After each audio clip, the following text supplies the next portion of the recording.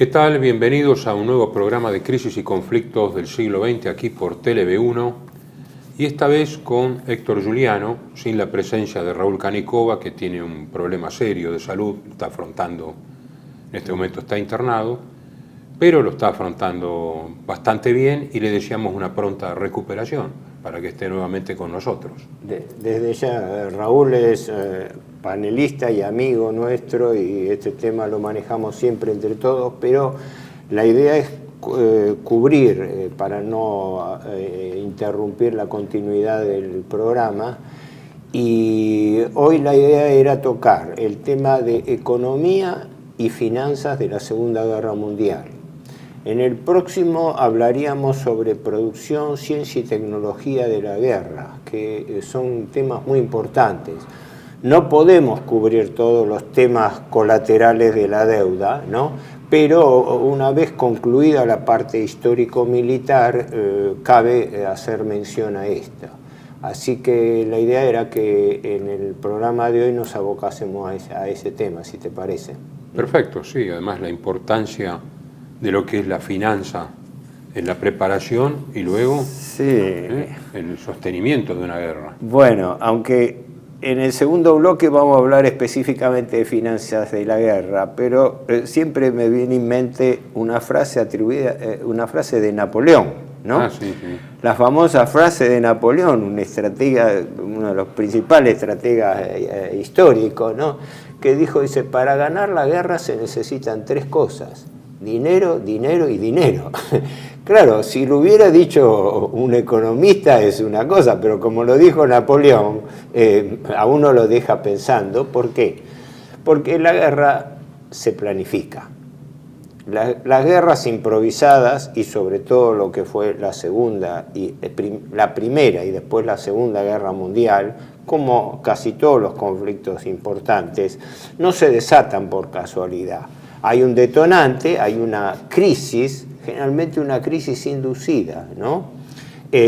Como fue la crisis polaca en el 39, como es ahora la crisis de Ucrania y Medio Oriente, que prefigura muy peligrosamente el mismo modus operandi, es decir, las potencias actuando a través de estados que actúan como punta de lanza. Vicarios, digamos, ¿no? Sí. Es decir, la idea aunque no quiero irme del tema, pero yo he trazado una analogía entre que Estados Unidos, a través de la OTAN, utiliza a Ucrania de la misma manera que se utilizó a contra Rusia, de la misma manera que se utilizó a Polonia contra Alemania en la Segunda Guerra Mundial. Es una homología de comportamiento. Siempre que hay un emergente en el continente, el atlantismo trabaja para armar una coalición en contra. Tiene una pauta. Se crea un partido de la guerra, es decir, un partido cuya finalidad es tener una definición militar en la guerra, no política. Caso Israel en Medio Oriente. No rehúsa una solución política, solución militar, las armas. Ahora, yendo entonces al tema que nos convoca. La economía de guerra tiene una característica fundamental: difiere total y esencialmente de una economía de mercado. En la guerra lo que cuenta es la movilización total de recursos puestos al servicio de la defensa o el ataque. ¿Qué pasó en la Segunda Guerra Mundial? Lo primero que hay que, para mí, resaltar es que los países encararon el conflicto con distinto grado de preparación. Voy a dar unos datos que son relevantes porque el potencial económico juega muchísimo en la guerra, obviamente. No solamente por el potencial de las naciones, sino por lo que eso implica como potencial económico y financiero, la recaudación. Para darles un ejemplo, las cifras están en miles de millones de dólares a precio de 1990, o sea que si digo así nadie va a entender nada, pero por lo menos retengan la magnitud de las cifras, que estamos hablando de miles de millones de dólares. El Producto Bruto Interno norteamericano en el año 38 era de 800.000 millones de dólares. En esa época el Producto Bruto de Alemania era 350, más del doble. Cuando termina la guerra, el Producto Bruto norteamericano se había duplicado a 1.500 millones de dólares. Y el de Alemania, bueno, en el año 44 todavía computaba 400 y pico mil y bajó a 300.000 en el año 45 por la destrucción de la infraestructura. Si hacemos un balance, nos damos cuenta que sumando, haciendo una sumatoria de los productos brutos de los aliados contra el eje, en los números totales, los aliados contaban al comienzo de la guerra unos 1.700, o sea, 1 billón y pico, 1.700.000 millones de dólares de producto bruto. Y el eje 800. Había una relación de 2-1, ¿no? Es decir, 2-1, antes 2 o 4-1, y cuando termina la guerra, la relación del Producto Bruto, la capacidad que mide la capacidad de producción, también económica y pues, física, era de 5-1. Realmente las potencias del eje no cabe duda de que afrontaron una guerra potencialmente desigual desde el comienzo, ¿no? Claro, los elementos de poder nacional además son el territorio, la población, sí, los recursos naturales, claro, propios o que puede controlar en su expansión, y por supuesto la tecnología, la capacidad de mando y de maniobra, tanto política como militar. Ahora, sí, el dinero es fundamental, indudablemente. Sí. Aquí hay que separar, en realidad, la estrategia económica general de las medidas de guerra. La estrategia económica general es las alianzas económicas. Alemania, antes de la guerra, tuvo un proceso de desarrollo acelerado. No nos olvidemos que los países salían de una crisis mundial en el año 30. Y salieron en distintas condiciones, pero la mayoría maltrechos. Y cuando asume el gobierno nacionalsocialista en Alemania, al frente de la economía está un banquero de fuertes relaciones como Hjalmar Schacht. Schacht inaugura lo que él denominó nuevo plan. El nuevo plan era un plan en realidad de economía nacional fuertemente enfocado, aunque no tan declarado, a sostener una doble economía cívica y militar, porque Alemania tenía que encarar el rearme.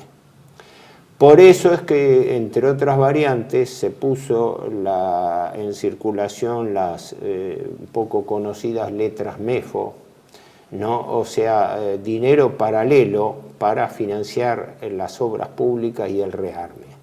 Pero Alemania tenía una concepción de integración económica bilateral muy fuerte que propuso Schacht. Schacht fue digamos, el artífice del bilateralismo económico, que fue lo que imperó en los países de posguerra. Comprar a quienes nos compran, establecer relaciones bilaterales y pactar con cada país según las condiciones. Ejemplo, el primer convenio de ese tipo fue en el 38-39 entre Alemania y Rumania, donde Rumania era el principal proveedor de trigo, alimento, y de petróleo, ¿no? Entonces, ¿cuál fue la base del convenio? Que fue base del convenio, eso está en el libro de Andreas Dorfalen. Sí, geopolítica. Geopolítica. El mundo del general Haushofer. El mundo del general Haushofer, sí, donde él resalta la importancia de la autarquía económica. La autarquía económica vale para la paz y para la guerra, pero también para la paz. Es decir, el dilema que afrontaba Alemania era directo. El fantasma del bloqueo de la Primera Gran Guerra que produjo la falta de alimentos.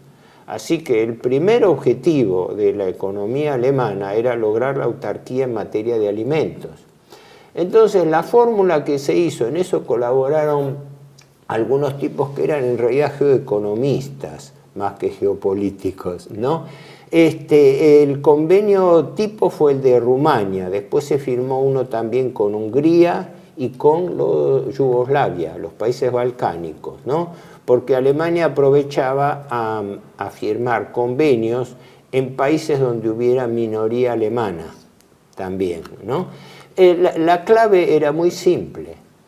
Alemania, país potente en materia científico-tecnológica y financiera, invertía en Rumania, vendiéndole maquinaria agrícola.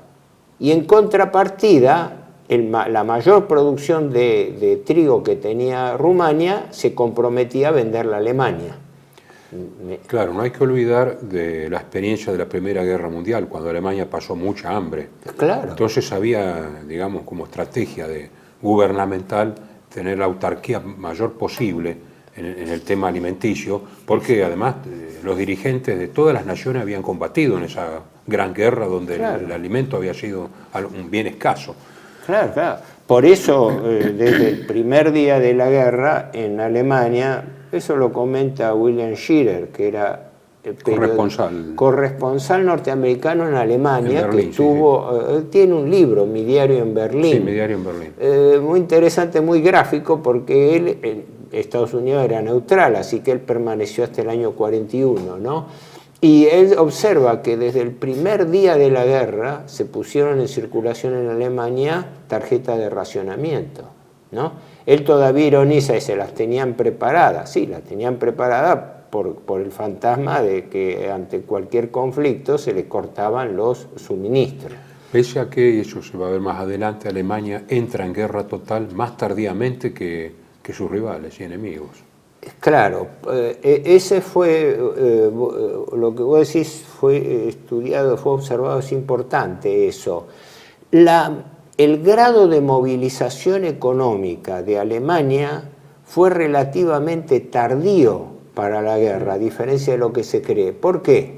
Porque Hitler levantó a Alemania en lo que yo llamo fue el primer milagro alemán, que en realidad fue más grande y más importante que el segundo, el de posguerra, porque el de posguerra se hizo para una economía de paz y con el apoyo aliado. Sí, con el paraguas estadounidense frente al comunismo. Del Plan Marshall frente al comunismo. Pero el primero, salir de una crisis económica demoledora, con sus propios recursos, con su propia moneda, y sosteniendo a la vez una economía civil próspera que levantó el nivel de vida de Alemania rápidamente, conjugó un desempleo de 6 millones de desocupados en 2 años, ¿no? Y puso en marcha la economía con el plan. Hay dos cosas. Una es el nuevo plan, que era el de Schach, el de la economía.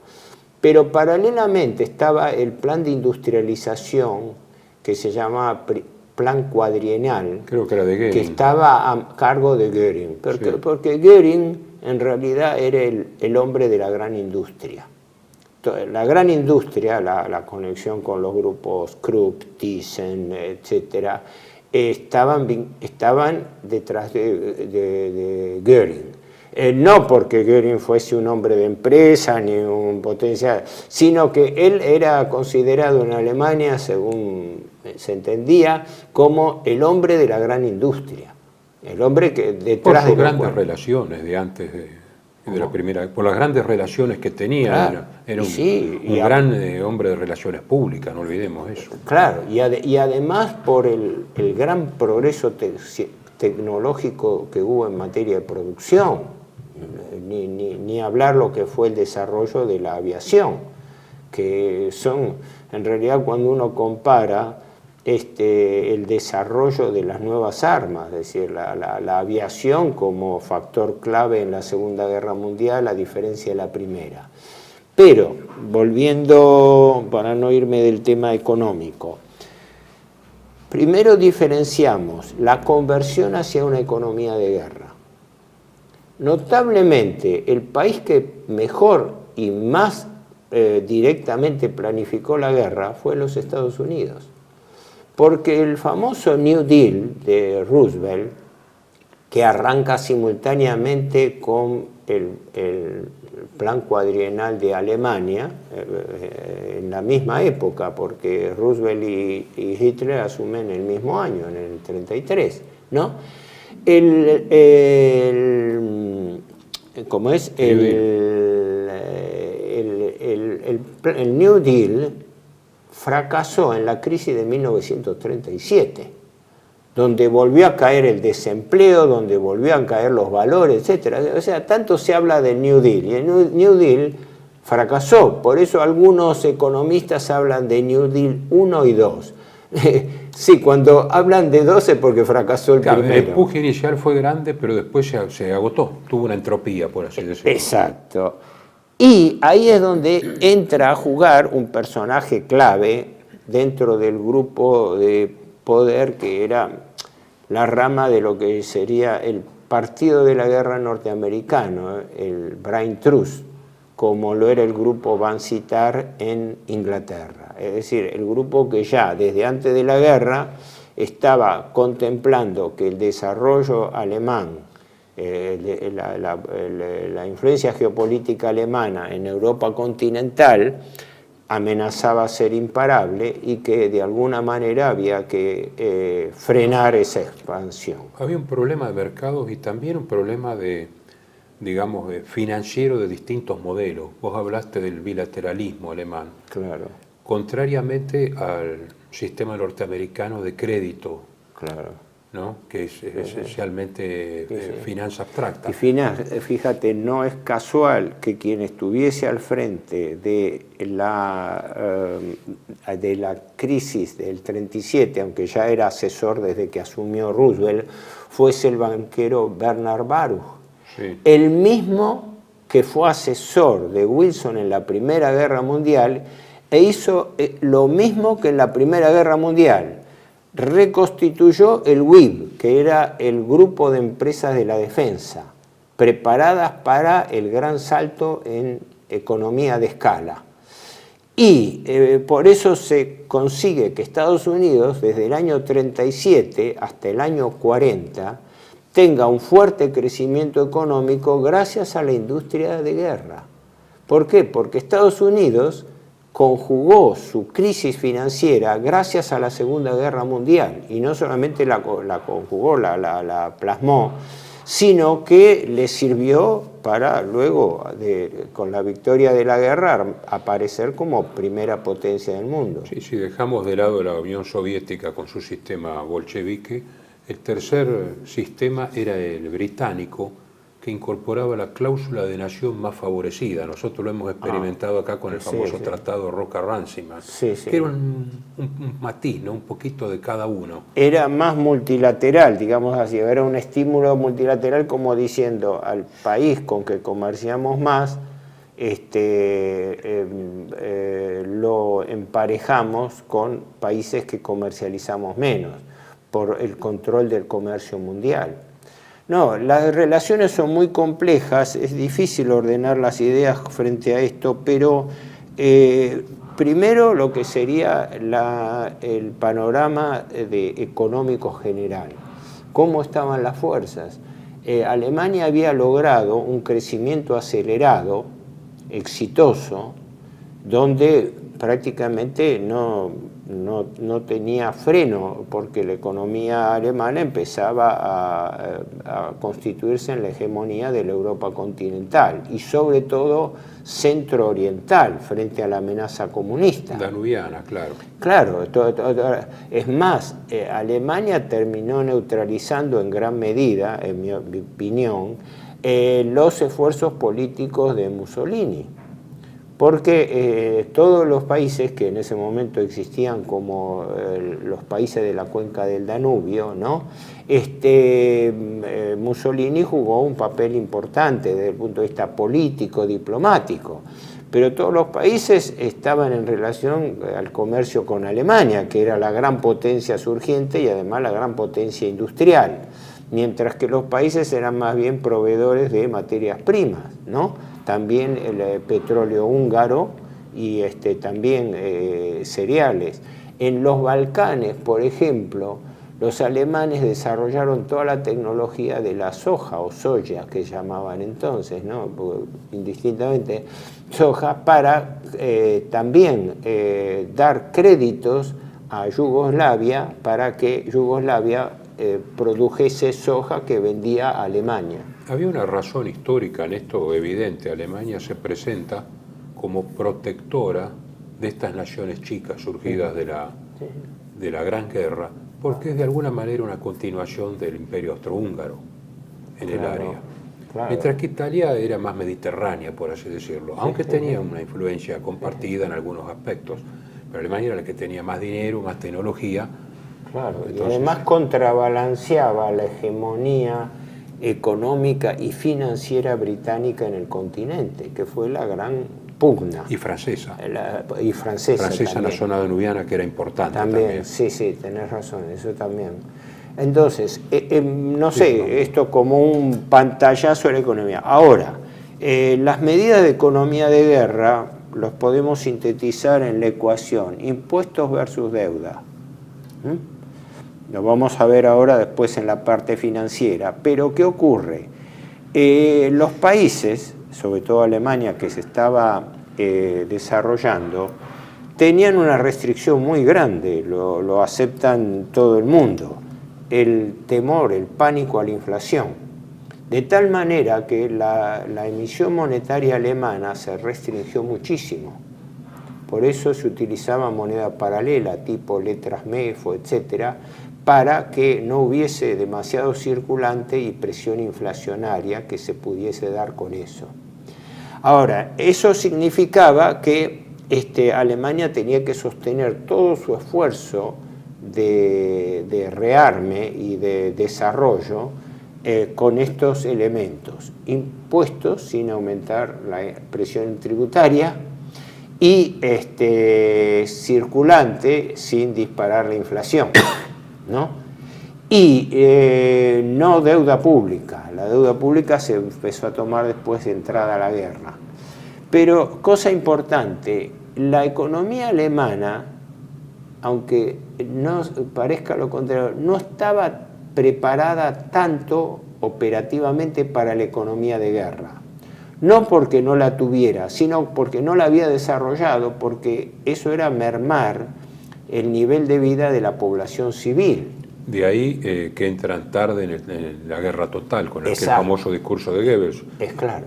Yo había leído en algún lugar que todavía en el 42 se hacían de aluminio escaleras para podar las vides del Rin para el vino blanco. Ajá. O sea, había una defensa de la condición burguesa. Esto no significa ser peyorativo, sino de burgo, ¿no? De cierto estándar de vida. Por ejemplo, la movilización de las mujeres es tardía, porque era las 3K, de Kirche, de Küche und die Kinder, la iglesia, la cocina y los chicos.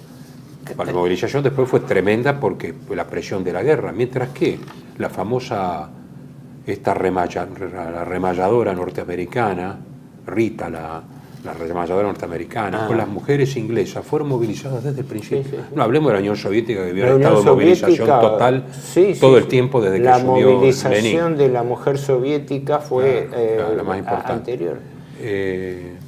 Simplemente esto para hablar. Las medidas clásicas de guerra fueron, primero, el racionamiento.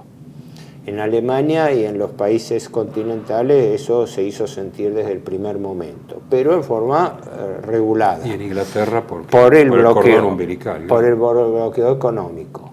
Después, el sostén del nivel de vida, pasando a un mecanismo más austero por vía de la propaganda y todo, porque había un peligro de guerra nacional. Pero no nos olvidemos que la guerra no comenzó en serio hasta el año 40, ¿no? Después de la campaña de Polonia, que hubo esa drôle de guerra, esa guerra inoperante, y que después se incorpora un factor clave, el botín de guerra, porque cuando Alemania triunfa en el oeste, con la caída de Francia, Bélgica y Holanda, las economías de estos países, si bien no esclavizadas, pero se transforman en tributarias de Alemania, claro, con una particularidad notable, que aumentaron su nivel de producción y el nivel de vida.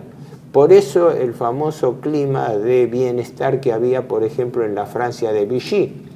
Claro, porque Francia se transformó en proveedora de Alemania y si bien le fijaban los precios, contribuían. En síntesis, que el panorama empezada la guerra no era, era desigual, pero no era tan desfavorable para Alemania, y que las cosas se pusieron mal a partir del año 42 y entrado el 43 por la situación militar. claro. Bueno, vamos a ver eso en el próximo bloque. Sí. TLV1 se complace en anunciar que estará transmitiendo en su canal TLV1 Clips valiosos programas emitidos antes de la censura sufrida. El lienzo prohibido, el revés del derecho, combates por nuestra historia, disenso, historias de Malvinas, entre otros que podrán encontrar en este enlace.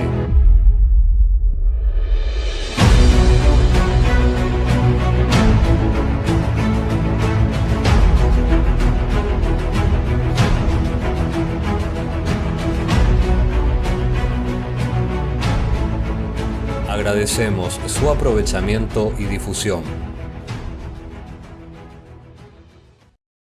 Bienvenidos a CEPA, Centro de Estudios del Pensamiento Americano. Nuevo sitio web de cursos de formación en política, filosofía, historia, literatura, geopolítica, religión, psicología y más. Cursos de formación que reflejan el verdadero pensamiento americano. Lo invitamos a elegir el curso de su agrado ingresando en www.cepa.la.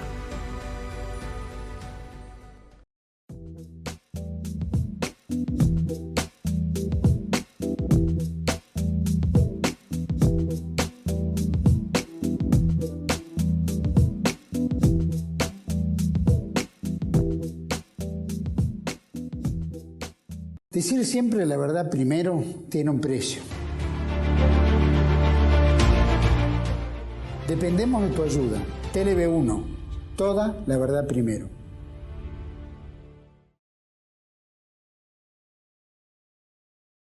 Continuamos entonces con economía y guerra y quería hacer una mención de que no solamente Alemania era competencia en los mercados. Cada vez hay más material que indica que Japón era una gran competencia en el Pacífico, creciente, no solo en el mercado de China y en el sudeste asiático, sino en América Latina. Productos japoneses que eran baratos y cada vez más eficaces. Así que para el mundo anglosajón, por así decirlo, había dos competidores cada vez más perfilados, ¿no? Sí. Bueno, que el factor económico jugó un papel importantísimo en la guerra ya antes, como forma de eliminar la competencia, eso está fuera de toda duda. En ese sentido había una rivalidad particular entre Alemania y Estados Unidos, porque el potencial norteamericano crecía vertiginosamente. Lo hemos hablado en programas anteriores. Quizás quienes mejor percibieron eso fueron los japoneses, que se dieron cuenta de la gran diferencia. Yo creo que lo que primó en Alemania fue una cierta confianza en que el empresariado norteamericano no era hostil a Alemania y ellos confiaban en el no ingreso de Estados Unidos en la guerra. El ingreso de Estados Unidos en la guerra, como es sabido, se produjo a través del muy discutible episodio de la provocación japonesa a Japón y cuando se desata la guerra con el ataque a Pearl Harbor, ¿no? Pero recordémoslo, el ataque a Pearl Harbor se produce después que Estados Unidos congela y confisca todos los bienes económicos en Japón. Lo que ahora están haciendo Estados Unidos y Europa con Rusia, que le congelaron 300.000 millones de dólares. Le congelan los bienes y le cortaban los suministros de materia prima de Insulindia a Japón. Y Rusia está con una economía de guerra creciendo al 3,6 anual. O sea, se repiten, ¿no? las situaciones. En realidad hay que reconocer una cosa. Stalin estuvo desde un principio fuertemente preocupado por la industria de guerra rusa. Y si bien iba lento y bastante inoperante en materia de conducción, durante la década del 30 la Unión Soviética encaró un proceso de industrialización bastante importante y ya entonces se empezó con el programa de traslado de empresas hacia la zona de los Urales, como teniendo una reserva industrial de resguardo. Estamos hablando de época anterior a la guerra, cuando en ese momento no se pensaba en una guerra con Alemania. La vulnerabilidad está en las zonas más cercanas a las fronteras. Todos desconfiaban y recelaban de todo en ese momento. Pues todos esperaban un segundo round porque la situación, las facturas impagas de la Primera Guerra eran más que evidentes. Sí. No, lo que estaba claro es esto, el desbalance Cuando después de la caída de Francia, Inglaterra no acuerda una paz con Alemania, quiere decir que la continuación del conflicto era solamente esperando la intervención de otras grandes potencias. La intervención norteamericana en favor de Inglaterra era abierta y desembosada. Le cedió 50 destructores, préstamo y arriendo, firmó convenios, instrucciones. Y dinero. Estados Unidos, los créditos. Préstamos desde ya, ocupación de un radio de la mitad del Atlántico, invasión de Islandia, etc. No había ninguna duda de que el gobierno Roosevelt, gobierno demócrata, porque las grandes guerras mundiales siempre las iniciaron gobiernos demócratas. Y siempre con la misma bandera, ¿no? La defensa de la democracia. Democracia, sí, y lo que no dicen, el destino manifiesto. El ¿no? destino manifiesto. Es decir, la idea de que Estados Unidos es la nación elegida que tiene que gobernar el mundo a través de su potencial económico y de su ideología democrática. Eso es la historia del destino manifiesto. Ya que mencionabas a Napoleón en el bloque anterior, ahora habría que mencionar a Paul Kennedy, cuando en auge y caída de las grandes potencias dicen guerras de coalición, no gana ni el más preparado ni el que tiene mejor armamento, sino el que tiene el bolsillo más lleno. Y eso se probó con Napoleón y se probó en la Primera Guerra. Y se probó una vez más en la Segunda Guerra y en cualquier guerra. Porque Estados Unidos habilita la famosa ley de préstamo y arriendo en 1940, donde empieza a proveer abiertamente, a Francia, que se cortó enseguida por la derrota, pero a Inglaterra. Con lo cual, por eso la figura importante de Bernard Baruch, porque Bernard Baruch, el hombre que volvió a organizar, aunque no era el único, ¿no? Él tenía llegada bastante vía el secretario de Estado Birnes, ¿no? Tenía llegada al área industrial para integrarla, pero fundamentalmente era un banquero de Wall Street. ¿Quién financió la guerra? ¿No? A ver, un dato bastante significativo. Fíjate vos, en el año 1940, la deuda pública de los Estados Unidos era de 43.000 millones de dólares. Para tener idea, en 1930 era de 16.000 millones con la crisis. Sí, 3 veces más. En 10 años, la deuda pública norteamericana, sobre todo con el rearme que empezó en el año 37, la deuda pública, que fue la que se utilizó para financiar ese rearme, subió a 43.000. Cuando terminó la guerra, la deuda norteamericana estaba en 260.000. O sea, creció más de... Es una barbaridad. 10 veces. Esto demuestra cómo la finanza de guerra, la alta finanza, Ahí hubo una cuestión que es un clásico en todas las guerras. ¿Cómo se financian las guerras? ¿Con impuestos o con deuda? Tratando de controlar la emisión monetaria, porque la emisión monetaria es un peligro, es decir, tiene que ser una emisión monetaria controlada, porque si no, ante los gastos de guerra,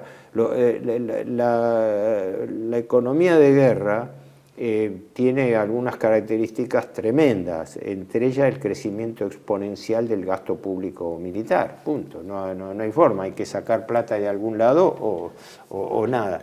La guerra es un cheque en blanco, no hay límite para el gasto. Claro, no hay límite. Los países, en Estados Unidos, Gran Bretaña, Estados Unidos menos de la mitad del gasto de guerra lo sostuvieron con impuestos. La otra mitad se sostuvo con deuda, ¿no? Alemania empezó con los recursos de presupuesto, pero a partir del año 42 empezó a apelar a la deuda. Pero la deuda dada por los bancos alemanes, que a su vez captaban depósitos de la gente. Lo que llevó a que se transformara en una suerte de ahorro forzoso, porque vos ciudadano, depositabas tus ahorros frente a la austeridad de la guerra. Los recursos alemanes medios eran buenos, permitían a la gente capacidad de ahorro. Esos ahorros se colocaban en los bancos, pero los bancos lo prestaban al Estado para financiar la guerra.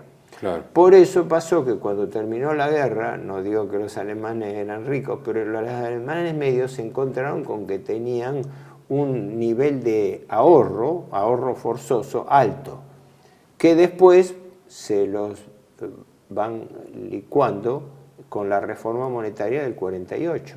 Cuando cambian la moneda, claro, toda la ventaja fue licuada. Pero la gran diferencia es que la banca de Wall Street, la banca internacional, fue un factor determinante en el financiamiento de la guerra, ¿no? Por eso tenían frente a las dos áreas claves la organización de la gran industria de guerra, el WIB, era las siglas de lo que después el propio Eisenhower, siendo presidente, lo dijo en forma denostándolo, el complejo militar industrial, que es la base de la economía norteamericana, porque la gente ignora eso. La verdadera base del potencial norteamericano es el complejo militar industrial. Eso se evidenció muchísimo en la guerra de Vietnam. Y en la guerra de Vietnam también. Y en la Bertrand Russell tiene hojas y hojas y hojas. Una crítica política que normalmente los socialistas y comunistas hacían a los países occidentales y que objetivamente es cierta, es el hecho del financiamiento de las guerras como forma de negocio, como está ocurriendo ahora, que los gastos militares están subiendo con los conflictos, ¿no? Y eso hace fundamentalmente al financiamiento de la guerra, porque se necesitaban niveles de financiamiento no solamente para el esfuerzo de guerra, sino para el préstamo a los países aliados, porque esta ley de préstamo de arriendo no era gratuita. Entonces, creo que terminaron de pagarla los ingleses en la década del 60. Inglaterra y la misma Unión Soviética, por eso tanta controversia acerca de la ayuda o el nivel de ayuda que había. La divergencia entre impuestos y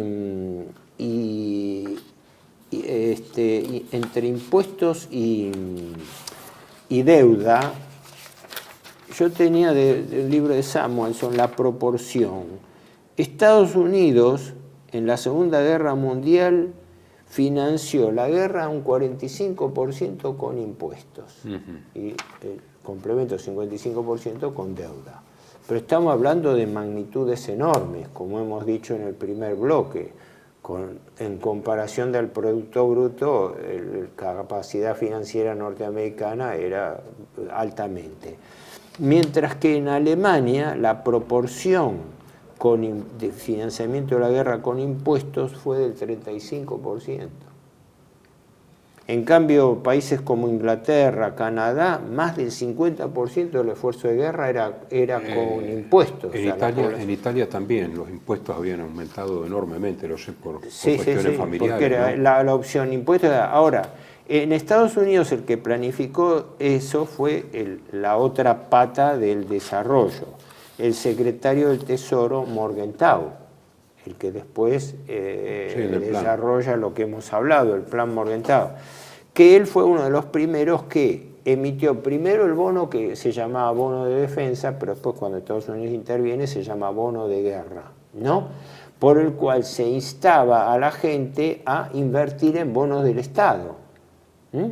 Es importante, hoy en día Estados Unidos, que es el primer país deudor del mundo, tiene una gran parte de su deuda colocada en la ciudadanía, porque los ahorros de los ciudadanos se invierten en títulos públicos, que son títulos seguros y rinden, por eso es un esquema de deuda perpetua, donde se cobra una renta cuasi vitalicia por renovar esa deuda. Sí, sí.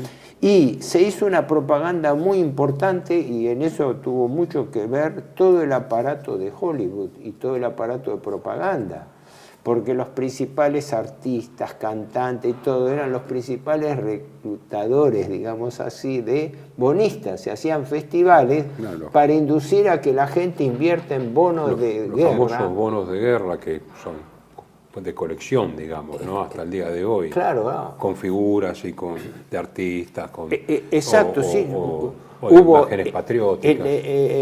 Todos los países apelan al patriotismo, pero en el caso de Estados Unidos fue toda una innovación. Se dice que Hollywood fue una pieza clave en todo eso, por sus artistas, por su mecanismo, por la propaganda de cine. En América Latina tenía mucho efecto también todo eso. También. Y la compra a muy bajo precio de recursos naturales de las naciones vía panamericanismo. Bueno, eso sí. Alemania y Japón eran potencias necesariamente que tomaban sus recursos de los territorios ocupados. Claro. Porque si el elemento de poder nacional es también el territorio, los recursos naturales, la Unión Soviética y el Imperio Británico y Estados Unidos eran inmensos al lado de Japón y de Alemania, que tenían que tomarlo de los Y fíjate, en nuestro propio caso, la Argentina fue el principal proveedor de carne de Inglaterra, y lo hemos hablado. Gracias a la neutralidad, que los norteamericanos imprudentemente querían que la Argentina entre en guerra, mientras que los británicos no, porque gracias a la neutralidad argentina, los barcos argentinos, los primeros barcos de la flota mercante que se crea en el 40 con la incautación de mercantes italianos, cargueros italianos que habían quedado en el puerto, eso es conocido. Cuando empieza la guerra, no sé si eran 4 o 5, no sé la cantidad de barcos que eran, cargueros italianos quedan en el puerto de Buenos Aires, porque no se atrevían a salir porque iban a ser capturados por los ingleses. Entonces el gobierno, que creo que fue el gobierno Castillo, es el que no los incauta, sino le propone una compra muy conveniente para el Estado argentino, que después va a ser la fuente de la flota mercante del Estado, ¿no? Y entonces, con esos barcos, más otros que se incorporaron, más eso, no solamente se creó una industria mercante, de marina mercante, sino que gracias a eso la Argentina fue el principal abastecedor de carne para el ejército aliado. No, y además barcos ingleses, norteamericanos, aliados que venían al puerto y costeando América, digamos, por aguas territoriales, llegaban hasta formar los grandes convoyes que salían de Canadá y de Estados Unidos. También, claro, que salían de puertos americanos. Ahora, dentro de esta alternancia, bonos versus impuestos, hay que mencionar una nota importante. Apenas empezó la Segunda Guerra, en el 40, John Maynard Keynes escribió un opúsculo, en realidad, que se llamaba Cómo pagar la guerra. Y en esa él proponía, que en parte fue adaptado por los norteamericanos también, proponía un bono de guerra consistente en comprometer un plazo abierto a la finalización de la guerra, como si fuese un bono que llaman bullet, de que bullet se llama cuando se paga el capital al vencimiento, no se va devolviendo en cuotas, sino se paga todo al final. Entonces, sujeto al resultado de la guerra. Una variante que Morgenthau adapta también, porque todos giraban sobre la misma idea, ¿no? El bono de guerra que rendía en ese momento, rendía en una tasa baja de interés, pero tenían la seguridad, garantía del Estado de retribución. En Alemania no se usaron tanto los bonos de guerra, prácticamente no se usaron en Alemania. ¿Por qué? Porque Alemania, como dije, se financiaba con los bancos alemanes. Pero a su vez los bancos alemanes se nutrían del depósito de la gente, por lo cual se había creado, como decía, un esquema de ahorro forzoso.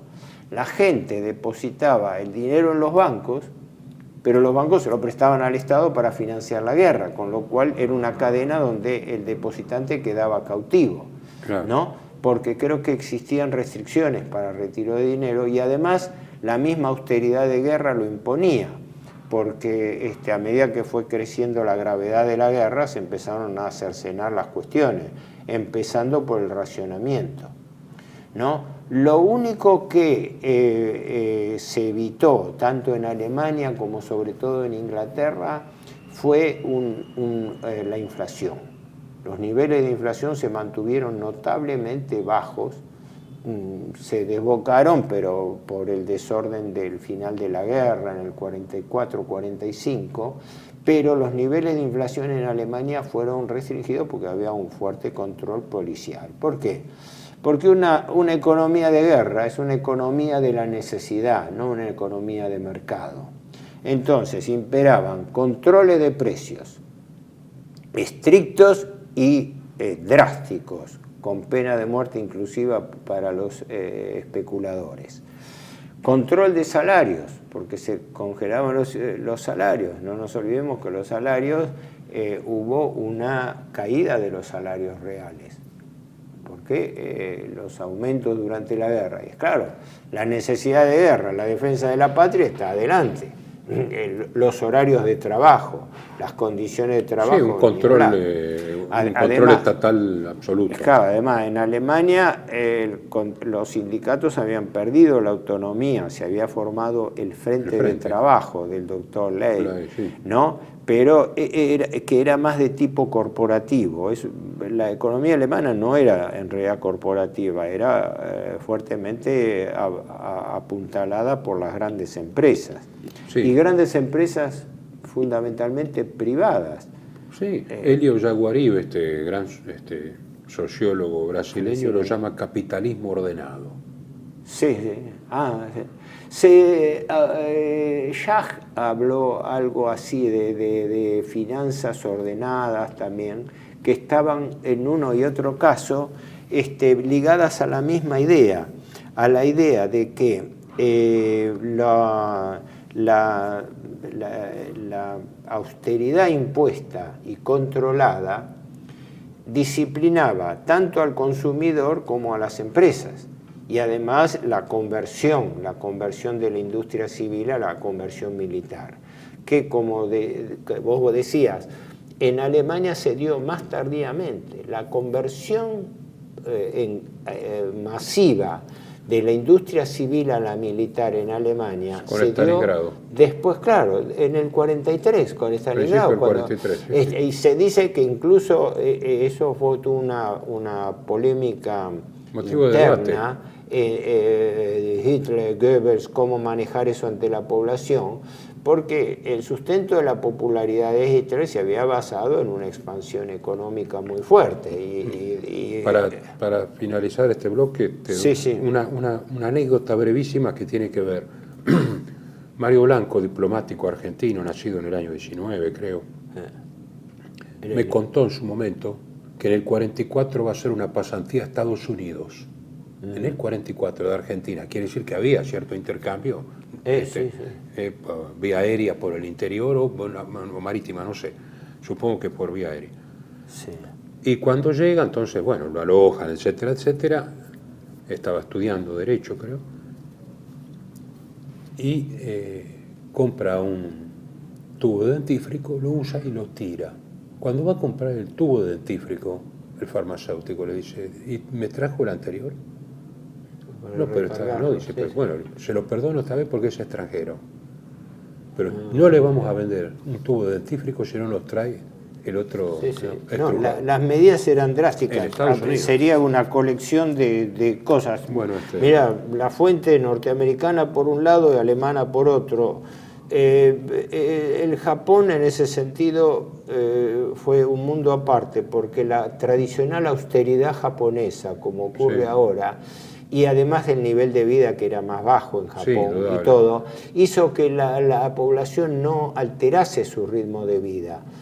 Pero en Alemania se empezó a sentir eso y luego, luego de la guerra ni hablemos porque ya imperaba. En realidad Alemania debió mucho su sostenimiento a la política de botín sobre los países ocupados. Indudable, era una potencia predadora en el sentido del término. La forma de recaudación, como después hicieron los aliados también, contra Alemania. Los japoneses también. Bueno, vamos al otro bloque. TLV1 se complace en anunciar que estará transmitiendo en su canal TLV1 Clips valiosos programas emitidos antes de la censura sufrida. El lienzo prohibido, el revés del derecho, combates por nuestra historia, disenso, historias de Malvinas, entre otros que podrán encontrar en este enlace.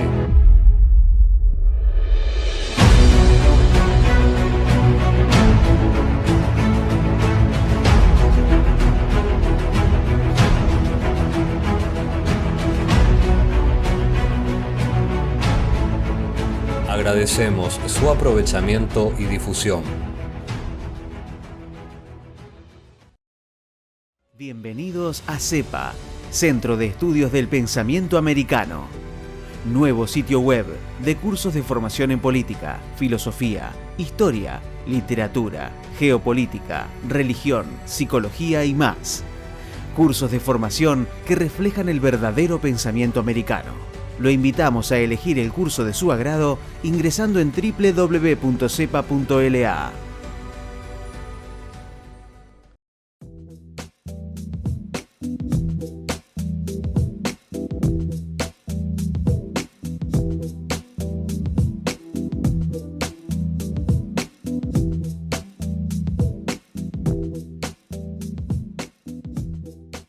Decir siempre la verdad primero tiene un precio. Dependemos de tu ayuda. TLV1. Toda la verdad primero.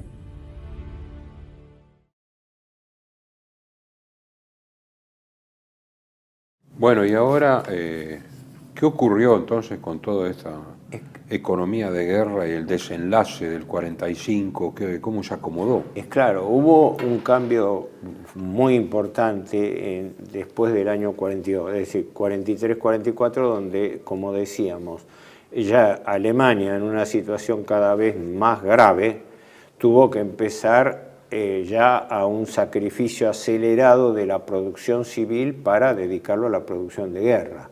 Eso fue ya bastante traumático porque fue una reconversión tardía que hubo. Con más intensidad. Es claro, paradójicamente, Estados Unidos, que había preparado su ingreso a la guerra, Estados Unidos en las dos guerras mundiales hizo lo mismo. Primero dejó que la guerra se empiece en Europa, mientras ellos organizaban su ingreso a la guerra con el WIP, con Baruch, etcétera, con la organización, el aparato industrial y financiero. Y después, sobre todo cuando hubo un primer desgaste inicial, ellos entran con fuerzas nuevas, ¿no? Ahora, lo importante es esto, los Estados Unidos, como cualquier país, y los Estados Unidos particularmente con su fuerte mentalidad económico-financiera, hicieron una gran inversión en la guerra. Si hubo un país que realmente apostó a un plan de dominio del mundo, fue Estados Unidos. No fue ni Alemania, que Alemania quería consolidar su poder como potencia europea, ¿no? Hitler... ni le daba el cuero tampoco para pensar en términos mundiales. Eso es el error que siempre hablan de Napoleón y de Hitler. Claro. Sí. No podían ser más que potencias hegemónicas europeas, y consolidar, unificar Europa. Fíjate de que a eso su criterio. vos lo sabrás mejor que yo. Autores contemporáneos, y en su mayoría británicos como Beevor, hoy en día reivindican que no hay, aparte no hay documentación alguna siquiera que identifique una idea de dominio del mundo por parte de Alemania. Y Max Hastings también, los autores ingleses. Sí. Lo que sí está probado es que la política de Hitler y de Alemania era consolidar su rol como potencia internacional. Y si hubiera resultado la Operación Barbarroja y Alemania se hacía de los espacios del este, ya hubiera sido todavía algo más grande. Pero aún así, el alcance de los planes alemanes era localizado a Europa. Tanto es así que aún cuando se habla de guerra total, se habla de guerra total en cuanto, primero, lo que Hitler tiró en el año 41, que fue muy utilizado por la propaganda aliada, el nuevo orden. Sí. Pensar, paradoja, en su momento la propaganda aliada insistió en que Hitler y Mussolini querían instaurar un nuevo orden, del cual había hablado Hitler hacia fin del 41, cuando esperaba el tema que la Unión Soviética, la campaña soviética resultase positivamente, ¿no? Pero Hitler hablaba en términos de integración económica europea, partiendo de la base que los territorios ocupados le iban a dar control de materias primas para consolidar su rol como potencia, porque a Alemania le faltaban dos elementos fundamentales, alimentos y energía.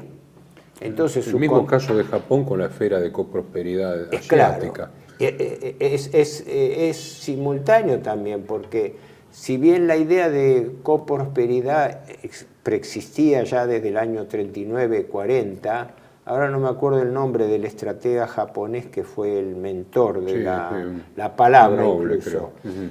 Era bajo el príncipe Konoye. Por eso Konoye fue identificado como el portador de esa corriente, ¿no? Pero se hizo una famosa conferencia panasiática de los países aliados o ocupados por Japón, creo que fue en enero del 43, donde se propone eso, la esfera de coprosperidad asiática, donde el Japón abre el juego a los países ocupados o aliados o forzados o no, para generar, porque por eso siempre en Japón se habla de la guerra de la Gran Asia Oriental. Ellos utilizaban esa expresión, Gran Asia Oriental. Pero yendo por razones de tiempo al desenlace, esta reacción relativamente tardía, económica y financiera del eje de Alemania a medida que se agravaban las cosas, porque no solamente perdía terreno, sino que perdía aliados, ¿no? Desde ya una de las pérdidas críticas fue Rumania por el petróleo, antes lo había sido Ucrania por el petróleo y por el trigo, el maíz, por los alimentos. Eso daría para hablar un día entero. Pero lo importante es esto: cuando Alemania cae, ¿qué ocurre? Se plantea, sobre todo en Potsdam, se blanquea cuál era el destino que se le quería dar a Alemania y cómo iba a ser conformado el nuevo orden económico-financiero internacional. Como es sabido, eso se planificó en la famosa conferencia de Bretton Woods en octubre del año 44 en New Hampshire. Bretton Woods es una localidad, bueno, desconocida, turística, ¿no? en el estado de New Hampshire. Y allí es donde se crean dos instituciones clave, el Fondo Monetario Internacional y el Banco Mundial. Todo eso venía de una construcción financiera pergeñada desde Wall Street, y no por nada quienes manejaban eso eran un hombre como Baruch, que manejaba ya toda la industria y finanzas de guerra, y Morgenthau como secretario de Tesoro, y Harry Dexter White, el rival de Keynes, claro, porque ahí se presenta, en la famosa conferencia de Bretton Woods, se presenta la idea de cómo manejar la economía de posguerra, previendo el objetivo de aliado, de dominio del mundo, porque ahí sí había, es decir, hay que recordar, aunque sea en dos palabras, que el único país que explicitó una idea formal de dominio del mundo y que la ha llevado a cabo es los Estados Unidos con su doctrina del destino manifiesto. En el 41 Stimson da un discurso en la Academia Naval, creo, o la Academia Militar, y donde dice: el mundo es demasiado chico para tener más de una potencia hegemónica. Sí, cuando uno Carl lee... Schmitt le contesta: no, el mundo todavía es demasiado grande y va a seguir siéndolo para cualquiera que quiera hegemonizarlo. No, es demoledor. Quizás tendríamos que alguna vez dedicarle un programa a eso. La gente no tiene idea de lo que era la concepción que se arrastraba desde el siglo XIX. Incluso anterior a la Guerra de Secesión, porque la Guerra de Secesión tuvo que ver con esta idea del destino manifiesto, de que los Estados Unidos, hubo un famoso periodista, investigador, O'Sullivan, que fue el mentor intelectual en el siglo XIX, pero después fue seguido por una serie de, no solamente autores, sino presidentes, porque desde Theodore Roosevelt con la política del garrote, hasta su primo, el otro era republicano, su primo demócrata, Franklin Delano Roosevelt, con su política del buen vecino, los dos, uno a las malas, otro a las buenas, perseguían lo mismo. El destino manifiesto de los Estados Unidos, como se formulaba así: como potencia elegida de Dios para regir los destinos del mundo, trasladando la democracia como ideología y el comercio y la mentalidad norteamericana, el famoso sueño americano, trasladarlo al mundo, porque los Estados Unidos eran una nación destinada a regir los destinos del mundo. Eso, hay una cierta herencia también del mesianismo británico del imperio, el gusto del imperio, Rudyard Kipling, ¿no? El imperio elegido por Dios, el imperio británico, en sentido protestante, ¿no? Y que es trasladado a Estados Unidos, que tiene más capacidad como para hacerlo. Los geopolíticos en Alemania, de la escuela de Haushofer, observaban que los que eran partidarios de la alianza con Gran Bretaña, porque en realidad la idea de Hitler, manifestada básicamente con la misión Hess de 1941, era la propuesta de una alianza entre una superpotencia continental, Alemania, y la superpotencia naval británica. Por eso se pedía una asociación que hubiera salvado la hegemonía europea, porque digo siempre, la Segunda Guerra Mundial marca la deseuropeización del mundo. Europa deja de tener un rol, y la conferencia de Bretton Woods, como después la constitución política de la ONU, de la Organización de Naciones Unidas, estuvieron dirigidas a eso. ¿Por qué? Porque el Fondo Monetario Internacional iba a controlar las finanzas del mundo, porque Harry Dexter White se enfrenta con Keynes, británico, por eso. Keynes proponía en ese momento la creación de una moneda internacional, el Bancor, que tenía reminiscencias de la idea del IVA, que no era el IVA del impuesto, sino International Valuta no sé cuánto, que había propuesto Silvio Gesell a principios de siglo, el economista socialista nacional alemán. Bueno, es todo un desarrollo. Pero los estadounidenses le dicen directamente. Claro, mientras no, que Dexter White, mandamos. El dólar, es decir... Sí, pero le dicen, nosotros mandamos, nosotros ganamos la guerra, no ustedes. Así, directamente le dicen. Sí, fue violento. El problema de ellos, no sé si era porque era un cándido, porque estaba gaga, pero al final de su tiempo, Roosevelt creía que Stalin iba a entrar en toda esta componenda. Claro, y Stalin en realidad rechazó el plan Marshall, rechazó entrar en el Banco Mundial, y ahí viene la Guerra Fría. Claro, efectivamente, mira, eso es para desarrollar, hay mucho... efectivamente, desde ese punto de vista, la Unión Soviética con Stalin, que no tenía nada de sonso en ese sentido, evitó caer en la hegemonía financiera norteamericana. Tanto es así que después de la guerra se van constituyendo dos instituciones homólogas. El CAME o Comecon, que cumplía funciones parecidas al Fondo Monetario y Banco Mundial, en realidad no era lo mismo porque controlaba la parte materias primas, comercio, y el BII, Banco de Inversión Internacional, que era una réplica del Banco Mundial para aplicarlo ellos a los países de la Europa ocupada. ¿Por qué? Porque hubo un factor que tuvo mucho que ver con la doctrina de destrucción y bombardeo estratégico del famoso Arthur Harris y también del secretario del Tesoro Morgenthau, de la destrucción masiva que, como es sabido, se llevó a cabo más allá y fuera de las necesidades militares, sobre todo tipo de objetivos civiles.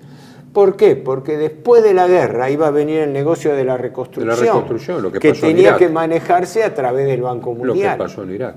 Y justamente Stalin no hace lo que se hizo Gorbachev y Yeltsin, que es abrirle la puerta. Es claro. Por eso cuando Putin reestructura la Casa Rusia, como él dice, ahora es tan odiado. Es claro, sí. Porque Putin es un Stalin. Putin revierte esa apertura desfavorable. En donde Soros sería Baruch. Sí. O sea que las invariantes históricas continúan. No, la finanza tiene una constante, ¿no? Y el dinero está atrás de ellos.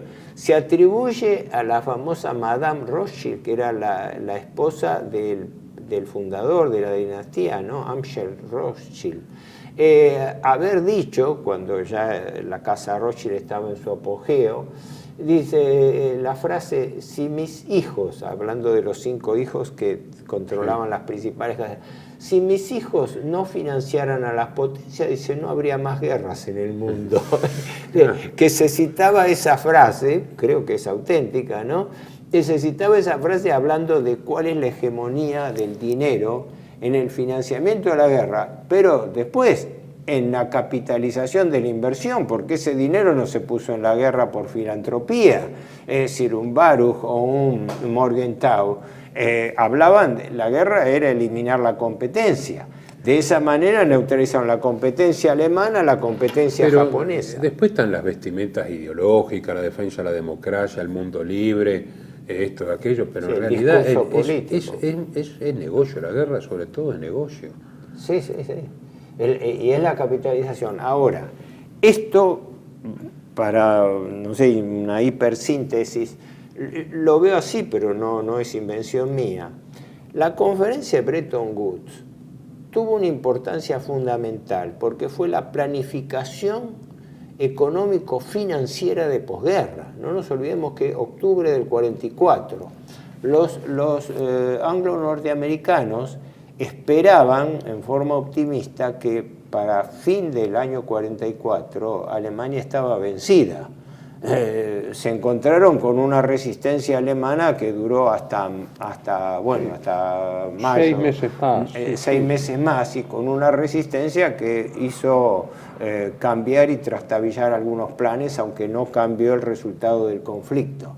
Pero esta maniobra financiera es importantísima, porque ¿qué quiere decir? Que los Estados Unidos, al llevar la destrucción a Europa, garantizaban que en la posguerra no iba a haber una competencia económica, comercial y financiera en Europa, porque el estado de destrucción, de desorganización, incluso social, los refugiados, los problemas europeos, iban, como efectivamente ocurrió, a neutralizar Europa.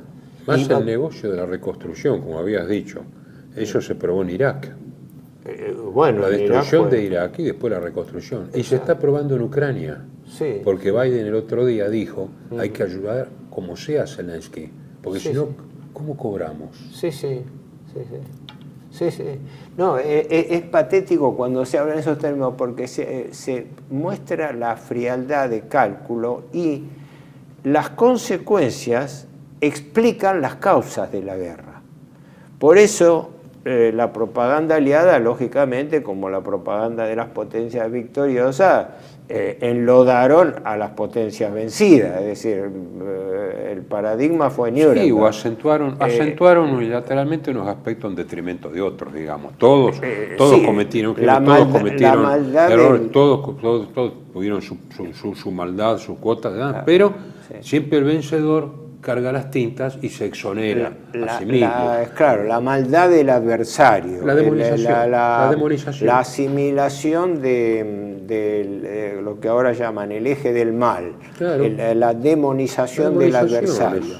Cuando típico. Detrás de esto había un modelo, y eso explica el hecho muy importante de que los orígenes de la guerra mundial estuvieron ligadas a este verdadero plan de dominación mundial que se dio a través de las dos guerras, porque vos fíjate que la Segunda Guerra Mundial completó lo que no se pudo hacer en la primera. El reproche de ciertos políticos y banqueros norteamericanos había sido que el Tratado de Versalles no había cumplido su finalidad, que era la hegemonía sobre Europa. Es decir, la inversa de la... todavía no estaba madura la potencia estadounidense como para esa situación. Sí, pero... Por eso lo siguieron programando. Por eso las dos guerras mundiales se tienen que ver como parte de un mismo proceso. La deseuropeización del mundo, la neutralización de cualquier potencia en la Europa central. En la Primera Guerra Mundial se liquidó al Imperio Austrohúngaro, en la Segunda Guerra Mundial se liquidó al Imperio alemán. Lo que hoy subsiste en Europa son, sí, Alemania como potencia económica, pero como satélite de los Estados Unidos, bueno, evidentemente y de la OTAN. Aquí se intentó y se logró hasta ahora romper el posible eje entre Putin y Merkel, que con el famoso gasoducto. Exacto. ¿No? Porque había un entente nuevamente germano-ruso. Era una política neo-bismarckiana. El temor de Inglaterra primero y de Estados Unidos después, cuando Estados Unidos interviene directamente en los asuntos europeos. Yo digo, es la inversa de la doctrina Monroe. Pensar que hasta el siglo XIX Estados Unidos tomaba la doctrina Monroe como protección. No queremos los intereses europeos en América. Después se invierten. Después de la Primera Guerra Mundial, en una plataforma de expansión. Expansión en Estados Unidos y España. Es lo que, ojo, pero esto no solamente entrevisto por geopolíticos alemanes.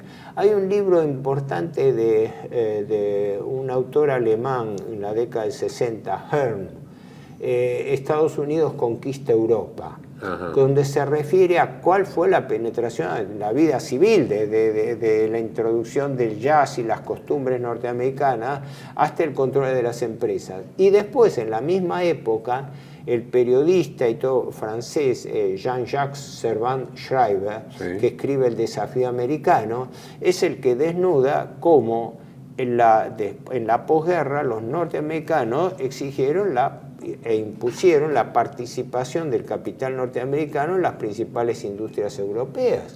Ahora, ¿cómo se mantiene aquello de Carl Schmitt, ¿no? El mar contra la tierra, porque nuevamente es la gran masa eurasiática frente al Atlantismo. Sí, sí. Bueno, creo que ha quedado creo bien. Que sí, no requiere palabras finales, sino esto lo que pretendió ser es un pantallazo de que tan importante como los acontecimientos políticos y militares que hemos visto, estaba este trasfondo, sin el cual la guerra en cuanto a resultado fáctico militar no hubiera sido posible. Y que en definitiva el triunfo del dinero se dio también con el triunfo en la Segunda Guerra. Y hoy vivimos las consecuencias de un globalismo producto de la hegemonía y del destino manifiesto norteamericano impuesto sobre el resto del mundo. Por eso hay invariantes. Con todas sus variantes. Y, por eso y con los diques de contención, por eso el tema ruso-chino, etc. Es claro, perdona, simplemente esto para no... que en este momento lo que está en juego es que el imperio norteamericano frente al multilateralismo. El enemigo geopolítico de los Estados Unidos es el multilateralismo, los BRICS, la potencia emergente China, etcétera. Bueno, continuaremos con otro tema importante en el próximo programa. Bueno.